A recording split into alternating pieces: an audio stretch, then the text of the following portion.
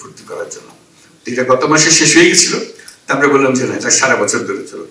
তারা যে ধরে সব যে ফুটবল আর ক্রিকেট খেলতে হবে তা না, হাডুডু থেকে শুরু করে গ্রামে কত রকমের খেলা আছে, সব খেলাতে প্রতিযোগিতা হোক, আবৃত্তি প্রতিযোগিতা হোক, লেখা প্রতিযোগিতা হোক। মানে ছেলে মেয়েরা যেন মনে করে যে আমরা অ্যাক্টিভ আছি, এটা বসে থাকলে ঘরে বসে আছি, কিছু বুঝতে পারতেছি না কি হচ্ছে, মন খারাপ হয়ে যাবে, ব্যস্ত রাখার জন্য সেটা আমরা করছি। এবং এটা আন্তর্জাতিক একটা পরিমণ্ডল সৃষ্টি করা, সেই যেটা আমরা এখানে করলাম। ওখানে তারা খুব ভালো লাগছে যে আমরা আন্দাজে নিয়ে এসেছি তাদেরকে, তো জিজ্ঞাসা করি না আনবো কেন না। এখানে যে গ্রহণযোগ্যতা, সবাই খুব আগ্রহ সহকারে তাদের নেতৃস্থানীয়, বিশেষ করে মহিলা নেত্রী, এখানে তো খুব ইম্পর্টেন্ট মহিলা নেত্রী আছে, তারা খুবই উৎসাহ নিল, আগ্রহ সেটা আমরা করলাম। তো সার্বিকভাবে আমি বলবো যে খুব চমৎকার ভাবে গেছে। আমাদের অসংখ্য ধন্যবাদ, আপনারা অনেক সহযোগিতা করেছেন আমাদের। আমরা বেশি সময় দিতে পারলে ভালো হতো, কিন্তু এটা আমাদের জন্য বেশি প্রয়োজনীয় ছিল সময়টা দেওয়া। তাদের কাছে এসছে, এটা আমরা আমাদের যে কোনো সময় করতে পারি, কিন্তু এটা সময়টা মিস হয়ে গেলে আমরা আর করতে পারবো না। তবে সর্বপর্যায়ে এটা কি কি পর্যায়ে হয়েছে, আপনাদের খবরগুলো পত্রপত্রিকা আসছে কিনা এখানকার যায়নি, কিন্তু বাংলাদেশের পত্রপত্রিকায় পাবেন। ওখান থেকে যেহেতু এখান থেকে খবর পাঠাচ্ছেন, আমাদের প্রেস উইং যারা আছে তাদের খবর পাঠাচ্ছে, কাজে ওখান থেকে আপনারা খবর পাবেন। আজকে যেটা করবো, আপনাদের কাছ থেকে শোনা, আমার কথা আসলে বলার কথা না, আপনাদের কাছ থেকে শোনা। কয়েকজনের নির্ধারিত আছে, একটু বলবেন, বলুক আমাদের রাষ্ট্রদূত নজরুল বলুন।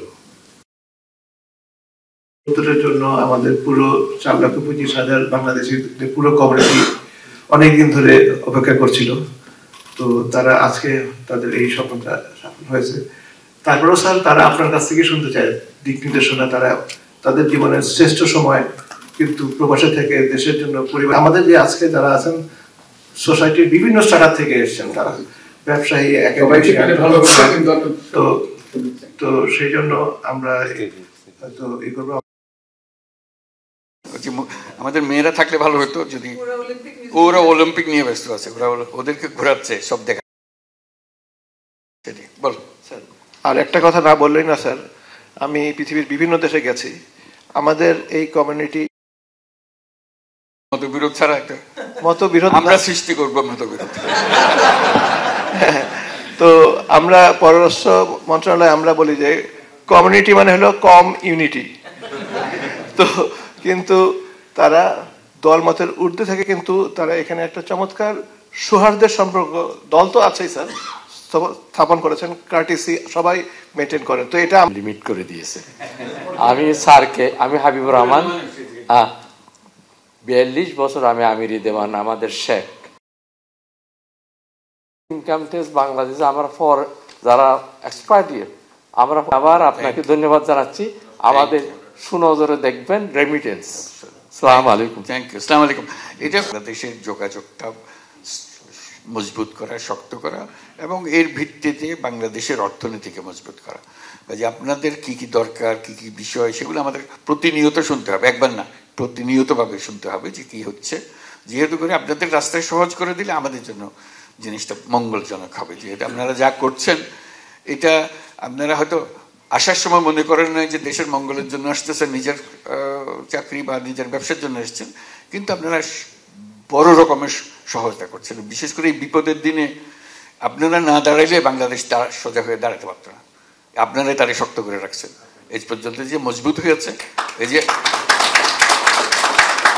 ফয়জুল একটা বলবে নাকি কি করছো তোমরা এই টাকা দিয়ে, এটা বলো যে কত পয়সা আদায় করে, যে দেনা শোধ করলে, দেনা শোধ করলে, এটা বুঝতে হবে তোদেরকে। খুব আপনারা জানেন যে অর্থনীতিকে একটা বিধ্বস্ত অবস্থায় রেখে দেওয়া হয়েছে।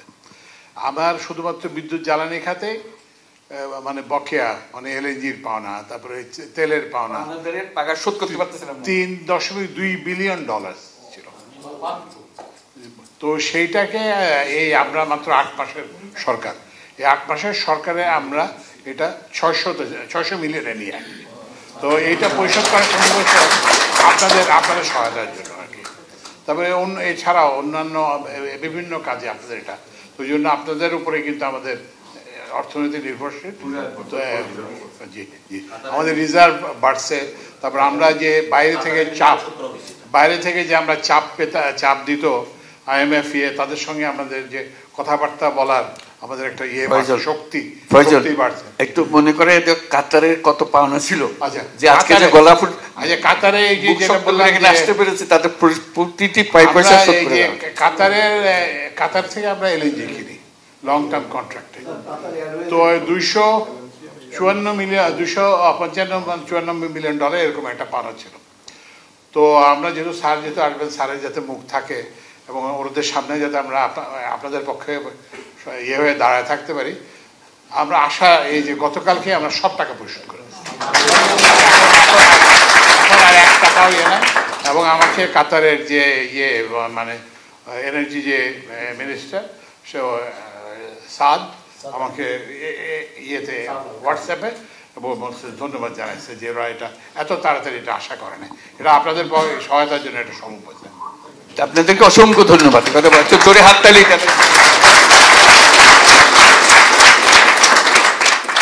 এবং কাতার এয়ারওয়েজেরও এক পয়সা আমরা অপূর্ণ রাখি নাই। এটা আমাকে মস্ত বড় শক্তি দিয়েছে এবং সেই শক্তির মূল হলেন আপনারা। আপনাদের এক একজনের টাকা বিশাল। অসংখ্য ধন্যবাদ আপনাদেরকে, দেশের পক্ষ থেকে, জাতির পক্ষ থেকে। এরপর আলী সাহেব। প্রধান উপদেষ্টা স্যারের সাথে এখানে একত্রিত হওয়ার মতো তৌফিক আদায় করেছেন। আমি 36 বছর যাবৎ কাতারে আছি। 1000 রিয়াল বেতনে 10 বছর কাজ করছি।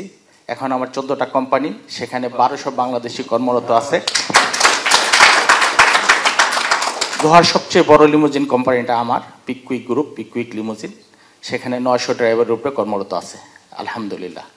আমি প্রবাসীদেরকে নিয়ে 2-4টা কথা বলবো। প্রবাসীদেরকে এয়ারপোর্টে আরেকটু সুযোগ সুবিধা করে দেওয়া, যেভাবে নাকি আমরা পরিবার নিয়ে যারা যাই তাদের জন্য আলাদা একটা লাইন যাতে থাকে, এবং হয়রানি বন্ধ করা।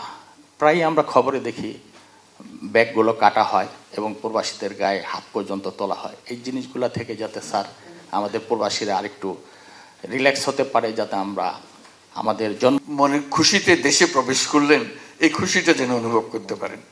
তো সেই জন্য আমরা বলছি যে তাদেরকে ভিআইপি গেস্ট হিসেবে তো ট্রিট করবা।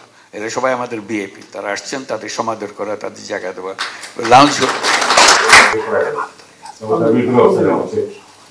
মানে অবগতির জন্য জানালাম। আর ইমিগ্রেশন কিন্তু আপনাদের আলাদা লাইন আছে, এবং আমি দেখেছি মোটামুটি কিন্তু আমি কয়েকদিন আগেও তো সাধারণ ছিলাম, আমি কিন্তু ভিআইপি ব্যবহার করতাম না, আমি কিন্তু সাধারণ লাইন দিয়ে যেতাম। 5-7 মিনিট বেশি লাগতো মানে ওই ইয়েটা পার করতে। মোটামুটি কিন্তু এখন ইমিগ্রেশন অনেকটা সহজ হয়ে আছে। তারপরে আপনাদের কখনো কোনো কমপ্লেন থাকলে অবশ্যই ফরেন মিনিস্ট্রিতে এক্সপেক্টেড ফরেন মিনিস্ট্রি বলবেন। আমরা কিন্তু সংবেদনশীল আছি এখন, স্যার যেটা বলেছেন যে আমরা চেষ্টা করতেছি যতটুকু পারবো থেকে মাল আনি। বিশেষ করে বাংলাদেশি গার্মেন্টস পণ্যের এখানে যথেষ্ট আলহামদুলিল্লাহ চাহিদা আছে। আমাদের পার্শ্ববর্তী দেশগুলো থেকে কার্গোতে মাল আনার ব্যাপারে প্রাইসটা অত্যন্ত কম। আমরা কাজ করতে শুরু করছি এবং স্যার একজন উপদেষ্টাকে দায়িত্ব দিয়েছেন, আমাদের বাণিজ্য উপদেষ্টা শেখ বশিরউদ্দিন, ওনাকে দায়িত্ব দেওয়া। তো এই জন্য আমরা কাজ শুরু করছি যে এটা জেট ফুয়েলের যাতে দাম, যেটা একটা পরিবহনের এটা খরচ, এটা আমরা কমানোর জন্য ব্যবস্থা নিচ্ছি। তারপরে হচ্ছে যে ওই যে ওদের সিভিল এভিয়েশনের বিভিন্ন চার্জেস আছে, বিমানের বিভিন্ন চার্জেস আছে, সেগুলো আমরা রিভিউ করার ব্যবস্থা নিচ্ছি। তারপরে বিমানের রানওয়ের একটা আছে, যে জন্য এটা পুরো লোডে করতে পারে না, সেটার জন্য আমরা ব্যবস্থা নিচ্ছি। অচিরেই আমরা আশা করবো যে এই যে কার্গো যে ভাড়াটা যাতে বেশি করে ঢাকার, আপনারা জানেন যে ভারতের আগে আমরা ভারতের মাধ্যমে আসতো, সেই সুবিধা এখন বন্ধ করা হয়েছে। তো এই জন্য আমরা এখানে দেশের যে বিমানবন্দরগুলোকে সেগুলোকে আরো উপযোগী করবো, এবং এখানে যাতে কার্গো ভাড়া যাতে কমে সেই জন্য সেটা অনেক বাড়ানো হবে। যেহেতু আমাদের বহু মাল আসবে এখন, আমরা যেহেতু অর্থনীতিকে সচল করেছি, আরো উদ্যোগী করেছি, এগুলো যেন সরাসরি আমরা পাঠাতে পারি। শুধু ঢাকা বিমানবন্দর না, আমরা সিলেট বিমানবন্দরটাকে আরো এটাকে একেবারে ডেডিকেটেড করা হবে, যে মাল পরিবহনের দায়িত্ব, বড় দায়িত্ব, তারপর প্যাসেঞ্জারের দায়িত্ব। 1 নম্বর দায়িত্ব হলো মাল পরিবহন। চট্টগ্রামকেও সেটা করা হচ্ছে, যে এখানে মাল পরিবহনটা আগে প্যাসেঞ্জার নিয়ে ব্যস্ত, মালের দিকে খেয়াল করতো না। এটা যেন এটা অপাঙ্ক্তীয় একটা জিনিস। আমরা বলছি যে না, সেটা খুবই গুরুত্বপূর্ণ, কারণ আমাদের পুরো অর্থনীতি চলতেছে, কত মাল আমরা পাঠাতে পারলাম, কত সস্তায় পাঠাতে পারলাম। সস্তায় পাঠাতে না পারলে আমাদের জিনিস মানুষ কিনবে না, তো আমরা এই দাম তো গ্রাহকের কাছ থেকে আমার নিতে হবে। কাজেই ব্যবসায়ী আর কাজ করতে পারবে না। আমাদের কাজগুলো যত কমানো যায়, আমরা একেবারে টপ প্রায়োরিটি দিয়েছি। এটা জোরে সোরে কাজ হবে, সেটার জন্য কিভাবে করবে আমরা বিভিন্ন কোম্পানির সঙ্গে আলাপ করছি যে পরিবহনটাকে আরো মজবুত করা, দ্রুত করা, সহজ করা, এটাই আমাদের মূল কাজ। এটাকে না হলে অর্থনীতি চলবে না। আল্লাহর কাছে শুকরিয়া আদায় করি, আমরা আপনাকে পেয়েছি। আপনার এবং আপনার সাথে যারা আছেন সকলকে দীর্ঘ আয়ু দান করুক আল্লাহ সুবহানাহু ওয়া তাআলা, সুস্থতা দান করুক। যেভাবে আলহামদুলিল্লাহ বিশ্বের মানচিত্রে বিশেষ একটা দেশ ছাড়াও আপনি আমাদের দেশকে উজ্জ্বল করছেন, আলহামদুলিল্লাহ, আল্লাহ আপনাকে আরো করার তৌফিক দান করুন। পাশাপাশি দ্রব্যমূল্য যেভাবে কন্ট্রোলে নিচ্ছেন স্যার, রমজানে যেখানে গত 24-এ 180 টাকা কেজি পেঁয়াজ খেয়েছি, আর এখন শুধু 50-60 টাকা খাইছে মানুষে, আলহামদুলিল্লাহ, আল্লাহ সকল মানুষের দোয়া আপনার প্রতি রইল। আমার দুইটা বিষয়, একটা বিষয় হলো ইসলামিক ব্যাংক সংক্রান্ত, যে বিষয়ে আপনি গোটা পৃথিবীতে নাম করছেন। তো ইসলামিক ব্যাংকটা আগের জায়গার মধ্যে যদি ফিরে আসলে আমরা প্রবাসীরা, সকল বিশ্বের মানুষই, বিশেষ করে প্রবাসীরা আশ্বস্ততার জায়গায় যদি ফিরে পারি। আজকেও এখানে আলাপ করেছি, গতকাল আমরা আলাপ, আলহামদুলিল্লাহ, এর সঙ্গে একটা যোগাযোগ হচ্ছে আমাদের ইসলামিক ব্যাংকগুলোকে একেবারে উঁচুতে তুলে দেওয়ার জন্য। ইনশাআল্লাহ, জি স্যার, জাযাকাল্লাহ খাইর। আর দ্বিতীয় সবচেয়ে গুরুত্বপূর্ণ বিষয় যেটা, সেটা হচ্ছে এই স্যার, আপনি মাঝপথে নৌকা ডুবাই দিয়েন না। তার মানে হচ্ছে প্রয়োজনীয় সংস্কার এবং আমাদের যে প্রাণের দাবি দৃশ্যমান বিচার হওয়ার আগে আপনি বিদায় নেন না। আপনার একটু সময় লাগবে, এই সময় আমরা দিতে প্রস্তুত আছি। এই জিনিস প্লিজ স্যার আপনি এই কাজ করবেন না। কোটি কোটি মানুষের হৃদয়ে আপনি থাকবেন এবং এই আশা আমরা করি। এইটা যদি আপনি করতে পারেন তাহলে গোটা মানে দুনিয়া তো আপনি ইয়ার প্রতিদান পাবেন, আখিরাতও পাবেন। আমরা অপেক্ষায় আছি যাতে করে আমরা এইটা পাই, কারণ আপনি যদি এইটা করে নিয়ে। ইয়াকা না'বুদু ওয়া ইয়াকা নাস্তাইন। আসসালামু আলাইকুম। মাননীয় প্রধান উপদেষ্টা, আমি রাকিব মোহাম্মদ মিলকান, একজন সোশ্যাল ওয়ার্কার। আমাদের সামাজিক platform, social network platform friendsunity.com, যার slogan we work for society, এর পক্ষ থেকে আপনাকে জানাচ্ছি আন্তরিক শুভেচ্ছা অভিনন্দন। আমি বিশেষ করে বাংলাদেশ কমিউনিটির একমাত্র শিক্ষা প্রতিষ্ঠান বাংলাদেশ MHME স্কুল অ্যান্ড কলেজের বিষয়ে আপনার সদয় দৃষ্টি আকর্ষণ করছি। আজ আমাদের ছোট্ট একটি প্রতিনিধি দলের এমনি একটা খবর জানার জন্য, এরকম হাই স্কুল লেভেলের ছাত্রছাত্রী কত হবে কাতারে? দোহাতে বলেন, দোহাতে কথা হবে। আমি ইসরাত আরা ইউনুস বলছি। আমি কাতারে আছি 2008 থেকে। আমি বাংলাদেশে আমি কর্পোরেট ব্যাংকার ছিলাম। আমি একটা ছোট্ট, যেহেতু হাবিব ভাই রিকালেকশন করলো তার মেমোরি, আমিও আপনাকে একটা রিকালেকশন করাতে চাই। কালকে আপনি বলছিলেন আমাদের ইনভেস্টমেন্ট সামিটে যে গ্রামীণ ফোন যখন শুরু হয় তখন টেলিনর থেকে ওরা ফান্ড দেওয়ার কথা। And I hope you remember যে টেলিনরের ওই ফান্ডটা আসাতে একটা গ্যাপ ছিল এবং বাংলাদেশের ANZ গ্রিনলেস ব্যাংক থেকে ব্রিজ ফাইন্যান্সিংটা করা হয়েছিল। অ্যান্ড আমি সেই ইসরাত আরা ইউনুস, যে কর্পোরেট রিলেশনশিপ ম্যানেজার ছিলাম তখন। তো আমি কাতারে 2008-এ আসার পরে আমি HSBC ব্যাংক মিডল ইস্টে আমি কাজ করেছি। বাংলাদেশে আমি আমেরিকান এক্সপ্রেস ব্যাংকে ডিরেক্টর হয়ে যাওয়ার পরে আমি রিটায়ারমেন্টে চলে যেয়ে আমি কর্পোরেট ওয়ার্ল্ডে ছিলাম। বাট কাতারে যখন আসি তখন আমি আবার ব্যাংকিং সেক্টরে চলে যাই। তো তারপরে আমি 5 বছর পরে নিজেই আমি এখন ফিনান্সিয়াল অ্যাডভাইজারি ফার্ম আছে আমার QFC এর আন্ডারে। অ্যান্ড আমরা গত 9 বছর থেকে কাতারে কাজ করছি। বাট আমি যেটা সবসময় অনুভব করি যে কাতারে আমরা আসলে খুব ছোট হিসাবে আমাদেরকে দেখা হয় বাঙালিদেরকে, এবং এটার বিভিন্ন কারণ আছে। তার মধ্যে আমার কাছে আরও একটা কারণ খুব মনে হয় যে আমরা যখন কোনো কারণে বাংলাদেশ এমবেসিতে আসি, পার্টিকুলারলি আমাদেরকে, আমি জানি যে এরপরে ম্যানেজমেন্টের প্রস্তুত অবশ্যই আছে, কিন্তু যেমন আমি কিছু বিষয়ে যখন ফাইন্যান্স অ্যাডভাইজারকে বললাম একটা শুরুর দিকে অক্টোবর মাসে, উনি বললেন যে 1 টাকাও দিতে পারবো এই ফাইন্যান্সিয়াল। আমি তার কাছ থেকে কিছু কিছু প্রতিশ্রুতি হালকাভাবে আদায় করেছি যে আগামী জুলাই মাস থেকে উনি কিছু টাকা ডেকে নেওয়া হবে। এই জিনিসগুলো আমার নজরে আছে। যেমন আমরা খুব সম্প্রতি যেটা করেছি, ওমানে আমাদের বিল্ডিং যেটা আছে এই আকারের আরেকটা বিল্ডিং দিচ্ছি আমরা, কারণ আমরা দেখতে পাচ্ছি যে আমাদের বিশাল ওখানে 8 লক্ষ মানুষ আছে, তাদেরকে সার্ভিস দেওয়ার জন্য একেবারেই অপ্রতুল। মানে তারা এই প্রচন্ড গরমের মধ্যে রাস্তা দিয়ে থাকতে হয় ঘন্টার পর ঘন্টা। এটা যাতে করতে না হয় এই জন্য আমরা এটা করতেছি। আশা করি আগামী 1-2 সপ্তাহের মধ্যে আমরা এটা করতে পারবো ওখানকার। একইভাবে আমরা মধ্যপ্রাচ্যের এমনিতে একটা সিদ্ধান্ত সেক্রেটারি সাহেবের সাথে মিলে আমরা নিয়েছি, এবং সেই সাথে হোম মিনিস্ট্রিও, কারণ তাদেরও কিছু বিষয় আছে যে মধ্যপ্রাচ্যের প্রতিটি বিষয়ে আমরা রিসোর্স বাড়ানোর চেষ্টা করবো, কারণ এখানে অনেক মানুষ এবং তা আমাদের রেমিটেন্স একটা বড় অবস্থা থাকে। তারা প্রথমে সফর করছে আমাদের মিশনগুলো সীমাবদ্ধতার কারণে। একটা বিষয় যেটা আমাদেরকে আমি অথরিটিকে বলছি যে আমাদের গত 10 বছরের দিকে যদি আমরা তাকাই, আমাদের মানুষের সংখ্যা অনেক অনেক বেড়েছে, অথচ সে তুলনায় কিন্তু সার্ভিস প্রোভাইড করার মতো যে জনশক্তি আমরা সেটা বাড়াতে পারিনি। তাহলে এটা এখন একটা মোটামুটি আমরা কি করেছি, শেষ পর্যায়ে আমরা তাদের কাছে যাবো, কিন্তু তার আগে আমরা ফাইন্যান্স মিনিস্টারকে, ফাইন্যান্স অ্যাডভাইজারকে কনভিন্স করার আশা করি আমরা সফল হবো। আসসালামু আলাইকুম স্যার। স্যার, আমি ইঞ্জিনিয়ার আব্দুল্লাহ মুরাদ। আমি বাংলাদেশ থেকে আপনার 2018 সালে এসেছি। এখানে আমার একটা it's a governmental hospital here in Qatar. I just wanted to say that we have a very less number of doctors coming from Bangladesh here, maybe because of the requirements, but nevertheless they do accept the post-graduation degrees of Bangladesh. If we could, encourage the doctors, I think we could bring in more doctors, and I think our doctors are, their standard is very good, so yeah. আসসালামু আলাইকুম sir. Sir, আমি engineer Abdullah Murad. আমি বাংলাদেশ থেকে আপনার 2018 সালে এসেছি। এখানে আমার একটা সফটওয়্যার কোম্পানি ছিল, WW এক্সপার্টস। বাংলাদেশের ল্যান্ড অটোমেশনটা পুরোপুরি আমার হাতে অটোমেট করা, যেটা বর্তমানে কপি করার চেষ্টা করছে। এখনো প্রায় 80% কাজ। পুরো বাংলাদেশের ল্যান্ডকে আপনি অটোমেট করে দিতে পারেন ইফ ইউ আর, আমাকে যদি সুযোগ দেন স্যার। Thank you. আপনার কথাগুলো শুনতে চাচ্ছিলাম, কারণ আমরা লাইন করতে চাচ্ছি। জি স্যার। এটাই সেই জগৎ। আমরা অলরেডি অ্যানাউন্স করেছি। আমরা প্রস্তুতিটা আপনাকে বলি, প্রস্তুতি যেটা হচ্ছে সেটা হলো আমাদের এক ধরনের কতগুলো কিয়স্ক জাতীয় হবে, এটা প্রাইভেট সেক্টর কিয়স্ক আমরা তৈরি করে দেবো, সাহায্য করবো কিয়স্কগুলো তৈরি করার জন্য, এবং যাদেরকে তারা এমপ্লয় করবে কিয়স্কে তাদেরকে ট্রেনিং দিয়ে দেবো সরকারের পক্ষ থেকে। এটার নাম হলো নাগরিক সেবা কেন্দ্র।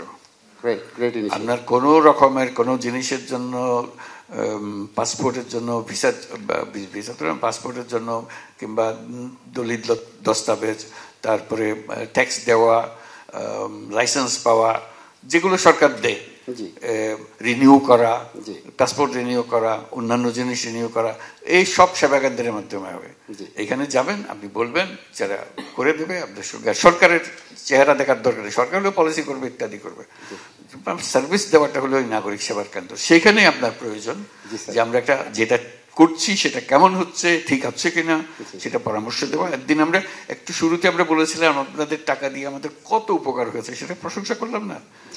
এটা একটা অংশ মাত্র। আপনাদের আরেকটা বিরাট কন্ট্রিবিউশন হলো বুদ্ধি এবং অভিজ্ঞতা। এটা আপনাদের কাছে আছে। এটা আমাদের, এটা রেমিটেন্স যেমন একটা সিস্টেম আছে, এসে যায়, আপনি টাকা দেন, আমরা টাকা পাই, ইত্যাদি ইত্যাদি। এটাতে কোনো সিস্টেম নেই। বুদ্ধি নিয়ে বসে আছে, প্রাণ জ্বলতেছে, কিন্তু কিছু করতে পারতেছে না, রাস্তাটা নাই। এই রাস্তা বাইর করার জন্য আমরা একটা অ্যাপ বাইর করতেছি। যারা প্রবাসী আছেন দুনিয়ার সব দেশে, তাদের জন্য যার যার জগতের একটা আলাদা অ্যাপের মধ্যে আপনি সমস্ত বর্ণনা দেবেন, আপনি কি করতে চান, কি করতেছেন, কি হলে ভালো হবে, পরামর্শ দিতে চান পরামর্শ দেবেন, অথবা বলবেন এটা হলে আমি এটা করে দিতে পারবো, এটা আমার হাতে আছে, আপনারা বললে আমরা করে দেবো। আপনি আপনার কথাটাগুলো বলবেন। প্রত্যেক জায়গায় কতজন মানুষ আছে, কে কি করছে, সব কথা আপনি এখানে দিয়ে দেবেন। এটা আপনাদের উপরে, ফিল আপ করে আপনাদের উপরে। আমরা শুধু খোপগুলো বানিয়ে দেবো। খোপগুলো বানিয়ে দিলে এই জিনিস, যাতে করে আপনাদের সঙ্গে আমাদের কন্টিনিউয়াস ইন্টারাকশন হয়। আপনি যে লোকের সঙ্গে কথা বলতে চাচ্ছেন সেই লোকের সঙ্গে ওইখানে কানেক্টেড হয়ে যাবেন। এটা এই চিঠি লেখালেখি ইত্যাদির মধ্যে নেই, যোগাযোগ সঙ্গে হবে। এই যে বললাম, এটা তো আমরা করতেছি।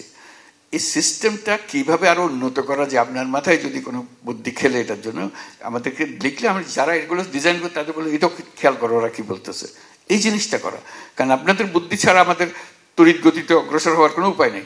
কারণ আপনাদের কাছে সমস্ত বুদ্ধি, যেহেতু আমরা বৃহত্তর জগতে কাজ করি, আমরা ছোট্ট জগতের ভেতরে আছি এবং এই ছোট্ট জগতের মধ্যে খেলা যা কিছু করছে, কিন্তু আপনাদের সরলটা পরামর্শটা পেলে তখন এটা বিশাল জিনিস হয়ে যেতে পারে। এটা আন্তর্জাতিক পর্যায়ের হতে পারে, মানুষ কপি করতে পারে, যে ওরা করেছে, বাংলাদেশে করেছে, এটাই সবচেয়ে ভালো হয়েছে। বলেন বলেন এখানের এই গভর্নমেন্ট যেটা আছে, এখানে গভর্নমেন্ট সার্ভিসের প্রত্যেকটা বিষয়, যেমন ধরেন ল্যান্ড রেকর্ডের কথা যদি আমি বলি, মোবাইল অ্যাপসে সব কিছু দিয়ে দেওয়া যায়। যেটা আপনি অলরেডি কিছুদিন আগে ডিক্লেয়ার করেছেন। হ্যাঁ, আমি ডিক্লেয়ার করা একটা বিসমিল্লাহির রহমানির রহিম। আসসালামু আলাইকুম ওয়া রাহমাতুল্লাহি ওয়া বারাকাতুহু।